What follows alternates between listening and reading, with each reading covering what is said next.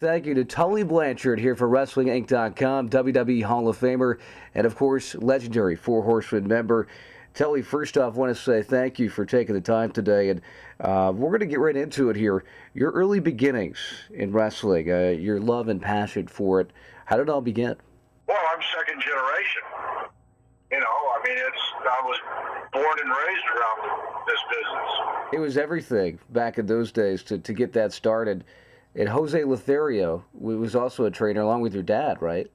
Yeah, actually, the first person to take me in the ring was Jose Lothario. Wow. And then my dad, most of the stuff my dad did with me was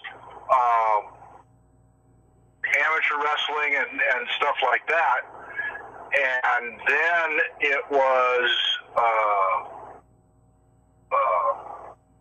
then once you got, you didn't really do a lot of prep work, or I didn't. Right. In the gym, doing front rolls, back rolls, all that kind of stuff. Once I got the basics down, it was you were in a match with one of the old timer guys that just beat the crud out of you for 20 minutes, and you had to do 20-minute time limit matches, and you'd come back, couldn't breathe, couldn't do anything, and then they'd tell you all the stuff you did wrong, and then you'd go do it the next night again. So it was like a cycle that was you guys were grinding and getting better and learning from those who've been in the ring. And you know, Andy Malnoske here with Tully Blanchard for WrestlingInc.com. And Tully, I wanted to ask you, you know, obviously everybody in the wrestling world remembers the Four Horsemen, the stable of all stables, raised the bar. I was watching a DVD last night with you in it, talking about the Horsemen being the elite of the toughest of the tough. And what made the Four Horsemen special?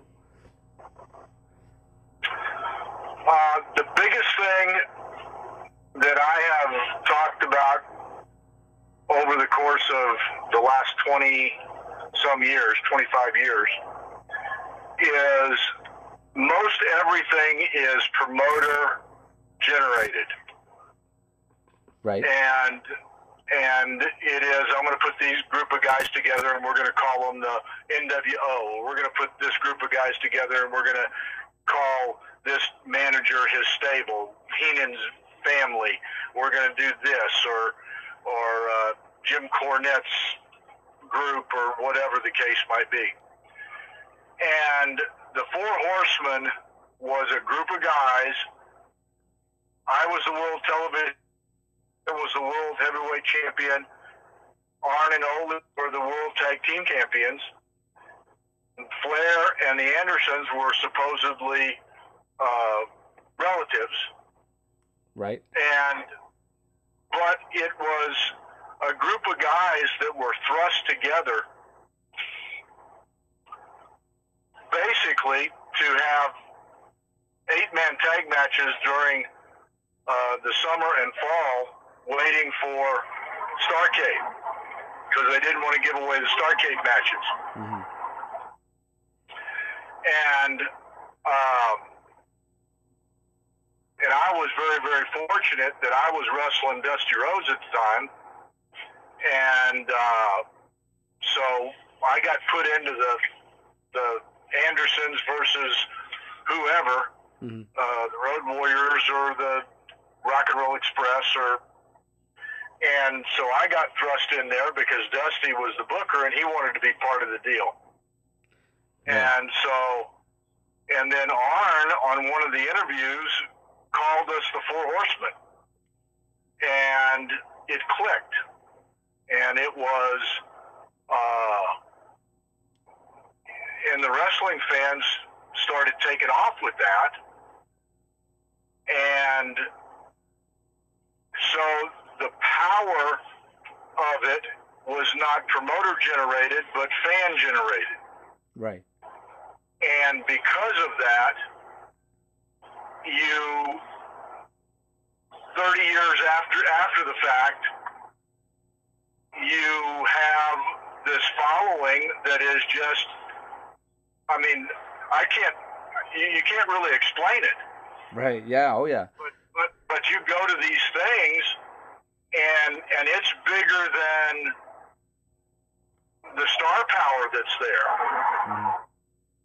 And the people that you talk to that just fan after fan after fan that, you know, when my dad used to take me and I was 8 years old, I was 10 years old, that, you know, this, and you guys affected my life. And I can remember we were at a fan thing up in Knoxville last summer, and this guy lived in Phoenix, and he heard that we were going to be there. He dropped what he was doing, left his family, and flew to Knoxville, Tennessee.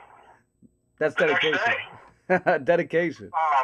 Because, you know, I mean, the four of us haven't really been together at an autograph show more than, I think we've done it 6 times. Man. And, you know, so to get it,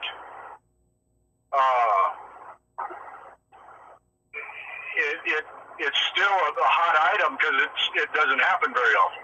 No doubt. And I think that you kind of answered the next question I have for you. Do you think there will ever be as big of a stable or another one like it? I think it's pretty safe to say that it probably won't be. No, they don't know how to make it up. I mean, they wouldn't know how to,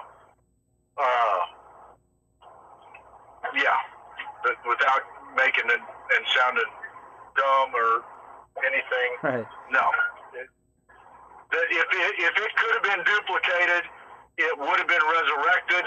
As bad as WCW tried to make it happen without me, that they almost did. But by the same token, when you've got a recipe for something that works, you can't change the ingredients. Mm-hmm. And they tried with every star that they had at WCW, and it never happened. It never worked. Yeah, I know that for your career, I mean, you look at some of these stables over time, the NWOs and you know, the D-Generation X's, all those things, and the Horsemen always seem to connect a little further than those other groups.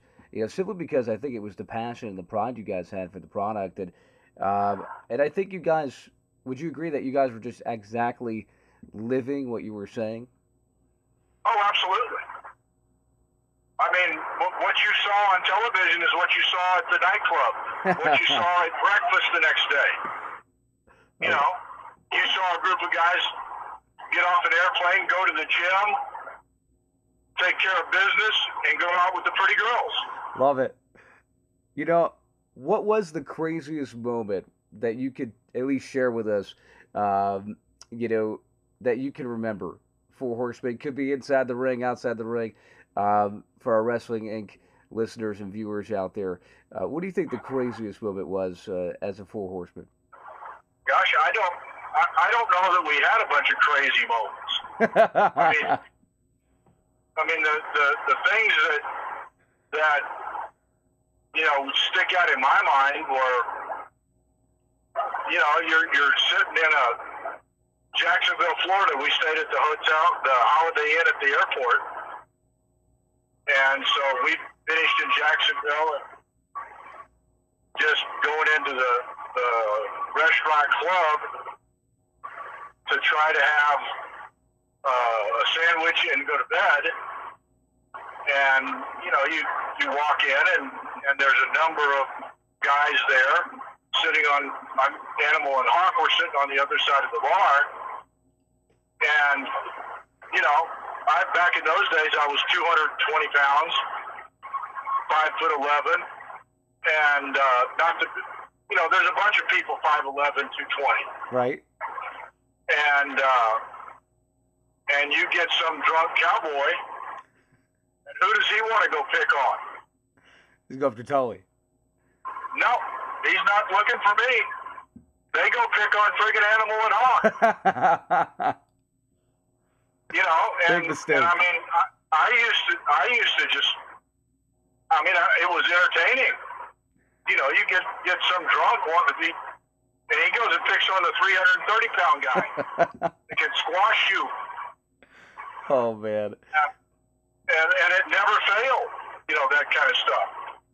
And I never got outside the ring. Leaving the ring, it was pretty potsy-totsy a few times. But some of those houses you guys had, and you mentioned some of the feuds. The American Dream, Dusty Rhodes, Magnum TA, so many great matches and historic moments in the Mid-Atlantic region and WCW. Talk about some of those quick feuds and what made Dusty Rhodes. I mean, may he rest in peace, obviously, and he was such a great mind for the business. But your guys' feuds were hotter than any feuds that have ever existed in wrestling. Oh gosh, it was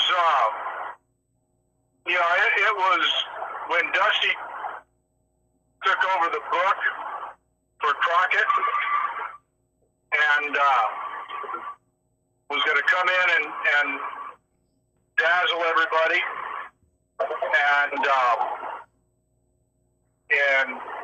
Dusty, the first 3 months were not good, and it didn't just go crazy like he'd always been used to. And so he had a conversation with me and a few of the other people. I really tried to stay out of the politics side of this stuff. Mm-hmm. Mm-hmm. But he asked me, he said, you've done TV shows, you've been a booker before, what would you do to get this thing going? And I said, you got to put the best against the best. Right on. And he said, I talked to Wahoo. Wahoo thinks he needs to be wrestling me. And I said, you can certainly go that way, but Dusty, if you put me against you, I'll make you look great. And you put Wahoo against Flair, and they can go beat the crap out of each other, and we'll get this thing going. And he liked that, and that's when we started turning everything around. Man, boy, you talked about stealing the show, how the Horsemen love to steal the show, go out there, raise the bar every night, and be the symbol of excellence is what you guys always used to say about being a Four Horsemen. And what's that mentality like? And not just for wrestling, but in anything, ministry work. My job in sportscasting, I do sportscasting as well. Just going out there and stealing the show. What is that mentality like for you? Well, I mean, it's just be the best. And that's what we tried to do each night. I mean, we didn't have a real open competitive thing, but under the surface there was competition between all of us that you'd go out and try to steal the show. And if you were on before Flair, he had to go out and work his butt off to have a better match than you did. Or if you went on after Arn, or if Arn and I went on after Barry, or vice versa. And the thing that did was make the fans' product better. And not everybody has that personal pride in them to be and do what it takes to be the best that you can be. And that's a training routine. That's a eating routine. That is a watch what you drink routine. It's a way of life routine, and you had to take care of that kind of stuff, and that's what we did. And it was very good for the people that we worked for. It was very good for the people that we worked with. And it was very good for the wrestling fans. Man, it was too, and it still is today. People reliving a lot of your moments and memories on the WWE Network, and certain this interview as well, getting out there. And wanted to ask you too. I mean, what do you think would have happened if you never left? WCW and became the Brainbusters in WWE with Arn, and then Bobby Heenan, of course. And what if you never left? Do you ever think about that? If you never went up north? No, I don't. I don't look at stuff like that. If we would have never went to the WWF, we'd have never been on a main event at Madison Square Gardens. Right. We'd have never been on Saturday night's main event, and it was very, very rewarding to be on those things when the time was right, and I think the time was right for Arn and I to go back and reform the Four Horsemen, and that was negotiated and in the plan happened. Arn went back, and I never did. And I think that the people at WCW would probably should have rethought that, but anyway, that's neither here nor there. But in that process of leaving Vince and going back to the WCW, that's when I came to know the Lord, because I flunked the drug test. Vince suspended me on November 2nd, 1989, and then on November 13th, Flair called me and said WCW found out about the drug test and reneged on the deal. And so WCW didn't hire me back, trying to save money. And, probably the biggest regret I have in my life, because I don't mind paying the consequences for my own actions, but Arn got penalized because of my actions, and it cost him and his family money. And that is, that says a lot about WCW as a company, and should never have happened, but it did, and yeah, it's tough to look back in retrospect at some of the things that have happened, but nonetheless, you mentioned Arn Anderson, and you guys go in, the Four Horsemen go in the WWE Hall of Fame, and obviously, I think, in my opinion, I think in many people's opinions out there, if you did go back and reform the Four Horsemen, it probably would have been, just as big, if not bigger, than the time before during the 80s. Oh, absolutely. I mean, it would have been humongous, because you'd have had the same chemistry, you'd had the same everything, right there with it, but, they saw fit to not hire me back. And, when Flair called me that night, it was at 1 o'clock in the morning, and I hung up and I panicked. I said, what in the stinking world am I going to do? Right. I can't work at either place now. And so I laid in bed for 4 hours and tried to figure out what I was going to do and how I was going to land. And, at 35 years old, I'd never been unemployed. And after laying in bed at 4:03 in the morning, I said, Jesus, take over my life. And that was the first time I'd ever said the name Jesus when I wasn't cussing somebody. Right. And something happened to me. There was a supernatural calmness that I went from absolute mental chaos to complete and utter peace and calmness instantaneous. Mm-hmm. And something happened to me, and I fell asleep. I woke up the next day, and I didn't really feel different or anything. But 2 days later, my dad called me, and he asked me, he said, what's happened? And I said, what do you mean what's happened?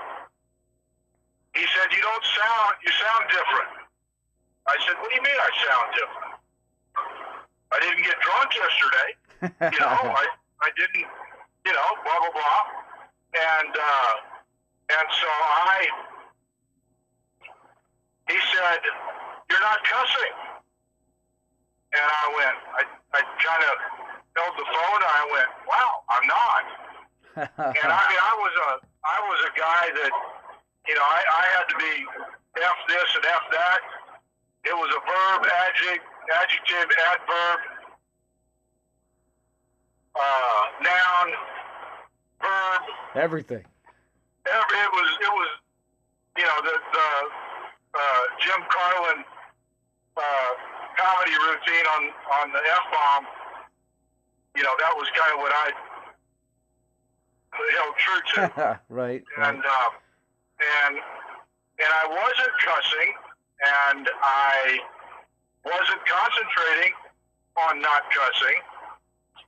It just wasn't there. And the thing that I found out later when I started studying scripture and that kind of stuff, out of the abundance of your heart, your mouth speaks. So whatever's in your heart, you're going to talk about. And so God had changed my heart, and I was now speaking different things, and F-bombs were not part of it. Right. Yeah, that's probably a good thing. And so that's wild. And I started my walk with the Lord on November 13th, 1989, which this November will be 30 years. Mercy. Wow. 30 years. You know, obviously a lot could happen at that time. And, you know, we think about your ministry work, and we're going to talk more in depth here about that. Just a couple more quick wrestling questions for you here today. Tully Blanchard right here on WrestlingInc.com. Andy Malnoske talking with Tully, WWE Hall of Famer, and of course, WWE WCW legend. And Tully, you know, Arn Anderson, I mean, you guys are you know, neck and neck, always synonymous with greatness in wrestling and how you portrayed yourselves and what you did inside the ring. Recently, he was let go from WWE from his post as a travel, you know, as an agent and a producer. What do you know? Anything about that? Anything further? I tried to talk to Arn a couple of days ago when I was in Charlotte, seeing my new granddaughter, and he was at a Comic-Con signing autographs, and he couldn't really hear me, so we have not talked about it. So I don't know anything more than he's not there anymore. Right. And obviously, it's a big loss. You lose someone like that. You can't replace that knowledge. Knowledge can't be taught in terms of experience. And that experience that he brought to the table, I think, will be sorely missed by them. Okay, Alan, I may be coming into a place where we lose connection here. So. Okay, yeah. All right, I'll just get a couple quick questions at you. Now, Tessa. Well, we can pick it up later on today or tomorrow morning. That's true. If you want. Yeah, if we cut out, for sure. Got to ask you about Tessa. I mean, how proud are you of Tessa? I mean, she keeps onward and upward in the wrestling industry. Well, I think that, you know, I've encouraged her and my children to, you know, set their goals high and what they want to achieve. I think that I don't get to see a lot of Tessa stuff. But she is definitely diligent, and she is working hard, and I am absolutely proud of her. I do think that if I could get with her for about 3 weeks and watch her in the ring, that I could probably give her some tidbits, some nuggets. Right. But just what I don't watch very much of the product at all. you know, the wrestling business may have passed me, but I do know how to entertain people, and I do know what it takes to get people out of their seats and make them scream. And that part is, not a lot of people have that knowledge, and that's the stuff that I can teach her now. Right on. And I know that she keeps getting bigger and better, and you know, obviously her goals are to reach the top of anything that she would like to do, based on what you said and what she's trying to strive to do. I know that her matches, like you said, you haven't seen a ton of it, but she really seems to be the competitor that goes out there. Not only you can see that Tully Blanchard, you know, within her, but she's willing to go that extra mile and sort of steal the show like you guys did. Well, she sat through 2 or 3 seminars that I've done, and that I always talked about at a seminar. You know, my goal every night was to have the best match on the card, whether I was on first or on last. And that is, you know, making people scream the longest and the loudest. And, you know, and I didn't do anything, I didn't use your high spot or your finish for a high spot. I mean, I just went out and worked and did it the old-fashioned way. But she has listened and to things like that, because she's like a sponge in wanting to learn. And in those seminars, I also talked about my conversations with Nick Bockwinkel and Terry Funk and Dory Funk Jr. and Harley Race, and Wahoo McDaniel, because if you want to be really good at something, don't go copy some middle of the road guy. Go copy the best. Imitation is the greatest form of flattery, and you want to imitate somebody that is the absolute most greatest success. And that's what I did. And those guys liked my dad enough and liked me enough to sow into my life, and the knowledge that they gave me and helped me through the formative years of my career were unbelievable. Man, what a special upbringing for you in the industry. And Nick Bockwinkel, you mentioned him. He was actually the first ever pro wrestler I interviewed back about 12 years ago. And may he rest in peace and well. What a true icon in wrestling. One of the best talkers, too. And just 2 more quick things, Tully. And we talk about the promo, the art of the promo, and drawing people in the seats to watch the matches. The Horsemen, especially you and Rick and Arn, I mean, just hands above all the rest, you know. What was it about the promo, the art of the promo, that you guys just went out there and the guns were blazing when you guys were talking? Well, I mean, I think it's probably a lost art form, because you didn't have to write a script for us. You just had to say, we're wrestling, you're wrestling Dusty, you're wrestling the Rock and Roll Express, and you're in St. Louis, and you're in such and such. And then we could take it and run with it and sell tickets. Man. And so, anyway. That was a great time, you know, and like you said, it may never be duplicated again. Horsemen, promos. Last quick question I wanted to ask you today, Tully, and certainly you've done some tremendous work helping others, going to facilities and venues and prisons across the country to help motivate people and talk about your journey.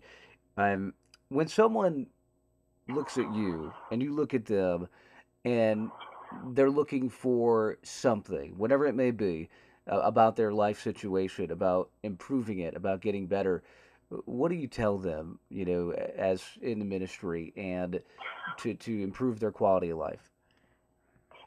It all starts with your foundation. And if your foundation is not Jesus Christ, it's faulty, and because that is the foundation. And you notice I keep it to one person. The thing's got to be built on a personal relationship with Jesus Christ, not religion. There's world religions, there's denominations, there are control mechanisms that are not necessarily good for everybody.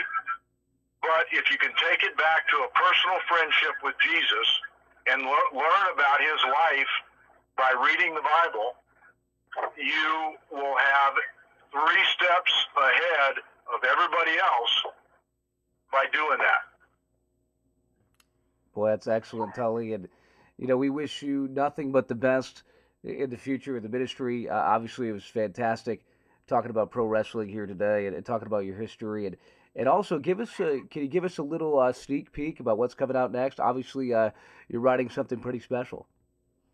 Well, I've got a ghostwriter writing a book for me and we're trying to get it published.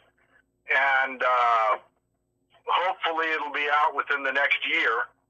And we've got things cranking pretty good on it. And if that comes out, the name of the book is I Quit. Mm-hmm. And since I never quit in Starrcade '85, but I did quit when I came face to face with Jesus Christ.